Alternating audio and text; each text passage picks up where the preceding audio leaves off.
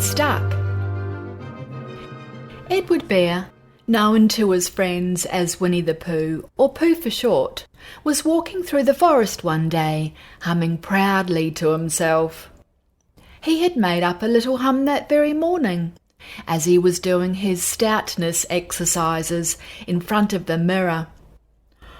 Tra-la-la, tra-la-la, as he stretched up as high as he could go, and then tra-la-la, tra-la, oh help, la, as he tried to reach his toes. After breakfast, he said it over and over to himself until he had learnt it off by heart, and now he was humming it right through properly. It went like this. Tra-la-la, tra-la-la, tra-la-la, tra-la-la, rum-tum tiddle-um-tum, tiddle-iddle, tiddle-iddle, tiddle-iddle, tiddle-iddle, rum-tum-tum tiddle-um. Well, he was humming this hum to himself and walking along happily, wondering what everybody else was doing and what it felt like being somebody else, when suddenly he came to a sandy bank, and in the bank was a large hole. "Aha!" said Pooh Bear. "Rum-tum-tiddle-um-tum. If I know anything about anything, that hole means rabbit," he said. "And rabbit means company," he said. "And company means food and listening to me humming and such like. Rum-tum-tum-tiddle-um." So he bent down, put his head into the hole, and called out, "Is anybody home?" There was a sudden scuffling noise from inside the hole, and then silence. "What I said was, is anybody at home?" called out Pooh Bear very loudly. "No," said a voice, and then added, "You needn't shout so loud. I heard you quite well the first time." "Bother," said Pooh. "Isn't there anybody here at all?" "Nobody." Winnie-the-Pooh took his head out of the hole and thought for a little, and he thought to himself, "There must be somebody there because somebody must have said nobody." So he put his head back in the hole and said, "Hello, Rabbit. Isn't that you?" "No," said Rabbit in a different sort of voice this time. "But isn't that Rabbit's voice?" "I don't think so," said Rabbit. "It isn't meant to be." "Oh," said Pooh. He took his head out of the hole and had another think. Then he put it back and said, "Well, could you very kindly tell me where Rabbit is?" "He's gone to see his friend Pooh Bear, who was a great friend of his." "But this is me," said Bear, very much surprised. "What sort of me?" "Pooh Bear." "Are you sure?" said Rabbit, still more surprised. Quite sure," said Pooh Bear. "Ah, well then, come in." So Pooh Bear pushed and pushed and pushed his way through the hole, and at last he got in. "You are quite right," said Rabbit, looking at him all over. "It is you. Glad to see you." "Who did you think it was?" "Well, I wasn't sure. You know how it is in the forest. One can't have anybody coming into one's house. One has to be careful. What about a mouthful of something?"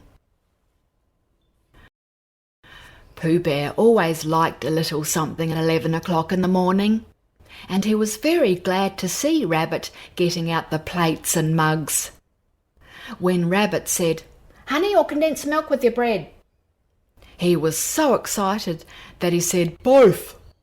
And then, so as not to seem greedy, he added, "Don't bother about the bread, please." And for a long time after that he said nothing, until at last, humming to himself in a rather sticky voice, He got up, shook Rabbit lovingly by the paw, and said he must be going on. Must you? Said Rabbit politely. Well, Said Pooh. I could stay a little longer if you... And he tried very hard to look in the direction of the larder. As a matter of fact, Said Rabbit. I was going out myself directly. Oh, well then, I'll be going on. Goodbye. Well, goodbye.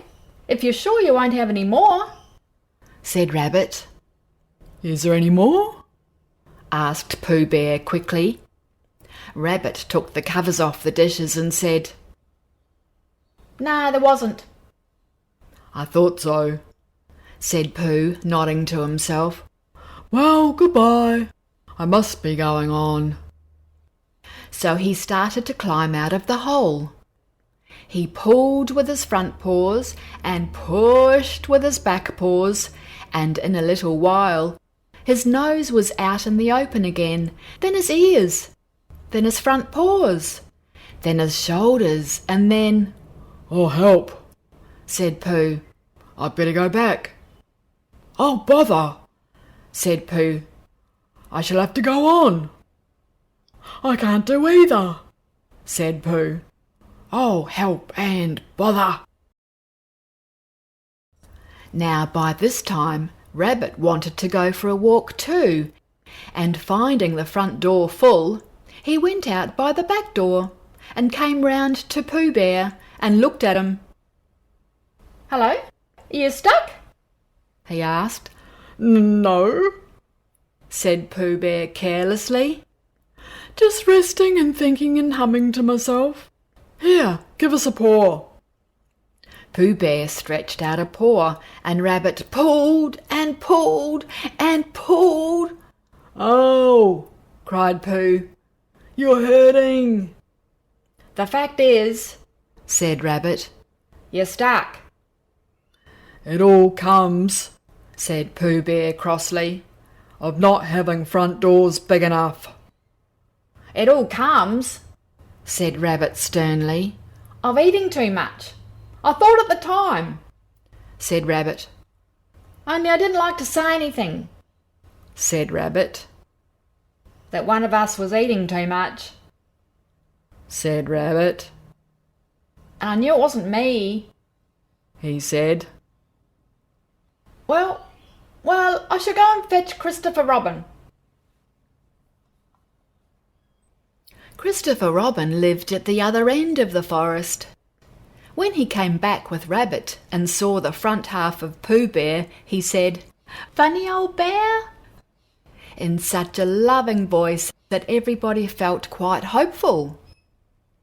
I was just beginning to think, said Bear, sniffling slightly, that Rabbit might never be able to use his front door again, and I should hate that, he said.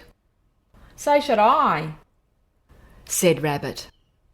Use his front door again, said Christopher Robin. Of course he'll use his front door again. Good, said Rabbit.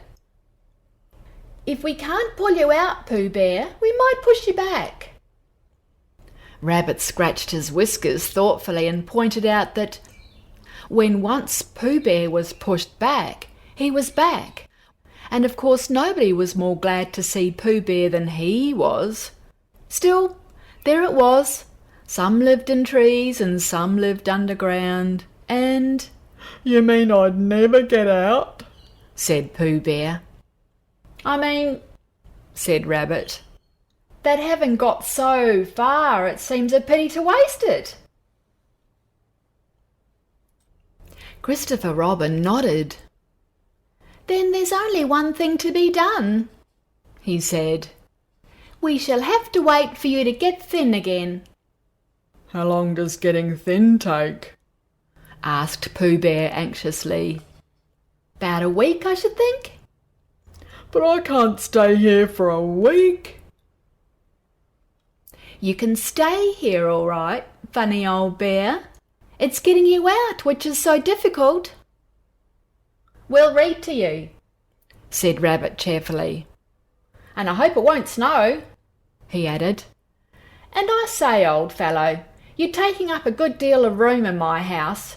Do you mind if I use your back legs as a towel horse? Because, there you are, doing nothing. And it would be jolly convenient just to hang the towels on them." "A week?" said Pooh Bear gloomily. "What about meals?"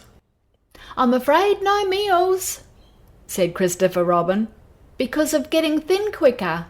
But we will read to you." Bear began to sigh, and then found he couldn't, because he was so tightly stuck, and a tear rolled down his eye, and he said, "Then would you read a sustaining book, such as would help and comfort a wedged bear in great tightness?" So for a week Christopher Robin read that sort of book at the north end of Pooh Bear, and Rabbit hung his washing on the south end. In between, Bear felt himself getting slenderer and slenderer. At the end of the week, Christopher Robin said, "Now!" So he took hold of Pooh Bear's front paws, and Rabbit took hold of Christopher Robin, and all Rabbit's friends and relations took hold of Rabbit, and they all pulled together. And for a long time Pooh Bear only said, "Ow!" and "Oh!" Then, all of a sudden, he heard, just as if a cork were coming out of a bottle. And Christopher Robin and Rabbit and all Rabbit's friends and his relations went head over heels backwards.